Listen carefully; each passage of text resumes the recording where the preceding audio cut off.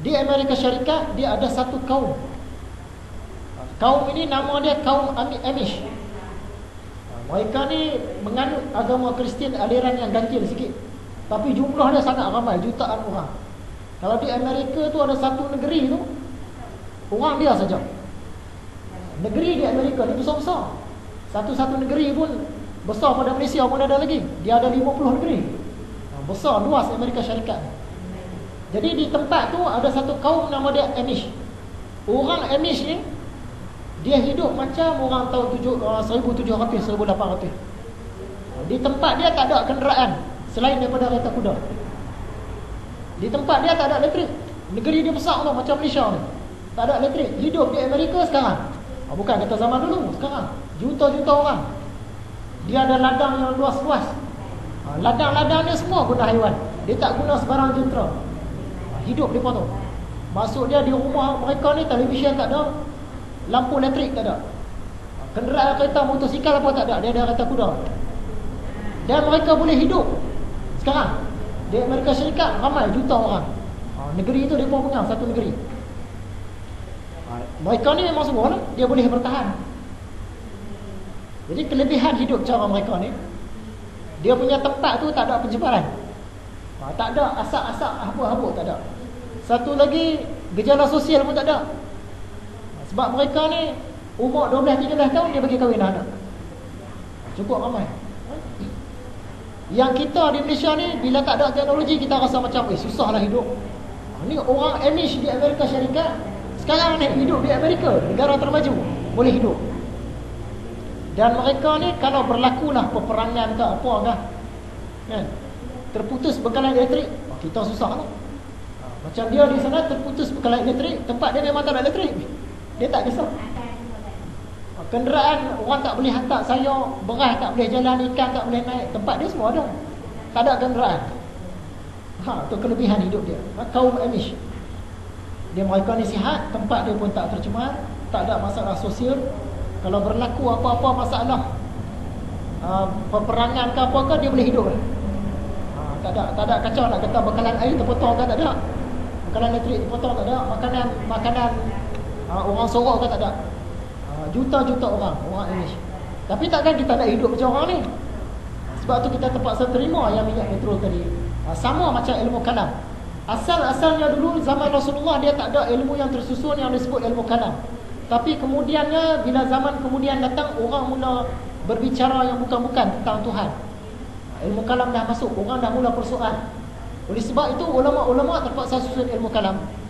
Jadi pada zaman Ad-Dahhak ni tadi, dia kata ulama zaman dia duk semak ilmu kalam lah, duk berdebat dia.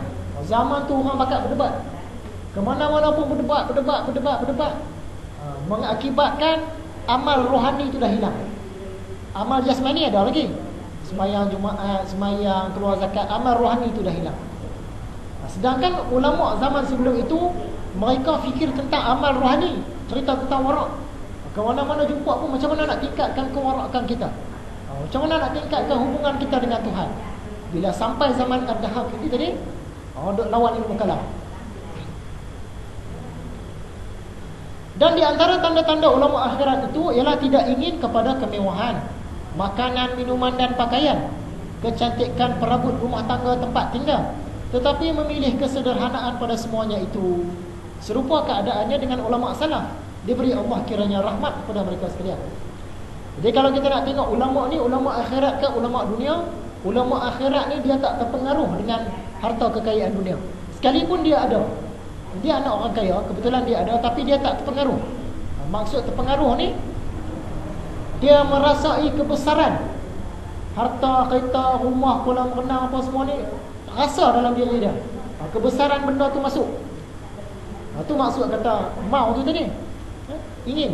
Tapi ulama akhirat benda-benda tu dia tak ingin pun. Dia tak nafikan kepentingan benda-benda ni, tapi dia tak ada terpengaruh dengan kemewahan.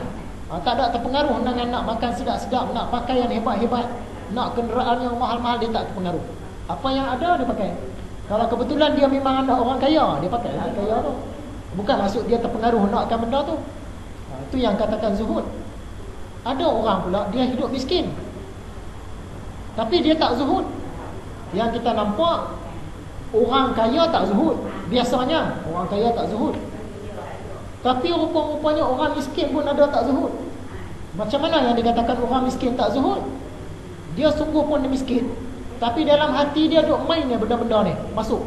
Oh, kalau Allah dapat rumah besar 3 tingkat, ada kolam renang, kan, ada banyak pokok buah-buahan di belakang, kalau dapat lah, oh seronoknya. Dia kalau lintasan tak apa. Biasalah manusia kita terlintas. Ni dia duk fikir nak benda tu, padahal dia miskin. Oh, kalau Allah dapat kereta Ferrari 2 juta ringgit dia pakai, oh mesti bergaya lah, kan. Jalan di Pekan tu mesti orang tengok kan. Dia punya nak benda tu. Tu tak zuhud kan. Tu yang dikatakan setengah orang ni dia tu orang kaya tapi dia zuhud. Sebab benda-benda tu tak terpengaruh kan, mempengaruhi dia pun. Dia tak heran. Ada pula orang miskin tak zuhud. Sebab benda-benda tu dia duk ingat, dia nak, duk pengaruh dia. Kebesaran benda tu masuk dalam diri dia. Yang tu tak zuhud juga.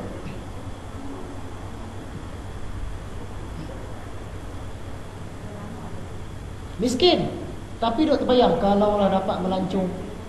Selang 2 bulan melancong. Bulan ni pergi Amerika Syarikat, 2 bulan lagi pergi Korea, 3 bulan lagi pula pergi Switzerland. Oh, alangkah seronoknya.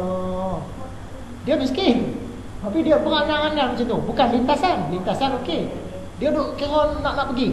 Benda tu masuk dalam diri dia. Yang tu yang dikatakan tak zuhud walaupun miskin. Zaman saya muda dulu teringat pasal kebesaran ni. Bukan nak cerita pasal zuhud, pasal kebesaran. Satu ketika kami lepak depan surau ni. Bukan surau sini, surau tempat saya. Dah tengah malam, lepak di sembang, datang satu orang kawan, dia buka cerita hantu. Kebetulan masa tu ada hantu susu orang tengah mengamuk. Dia pun cerita. Dia kata dia tidur malam, dia jaga-jaga tengah malam tu dia nampak orang kepala botak duduk di kaki dia. Dah penuh dia. Jadi bila saya dengar cerita tu, kebesaran benda tu masuk. Dia jadi macam takut nak balik rumah tu, takut. Biasa balik pukul 1, pukul 2 tu biasa. Tapi dengar cerita tu, saya pun bagi tahu kat kawan ni, ya, aku rasa takut nak balik ni. Kan? Sebelum ni tak takut, tapi sebabkan cerita tu jadi takut. Kenapa jadi takut? Kebesaran benda tu masuk dalam diri kita. Yang kawan saya ni nasib baik dia rajin berdakwah.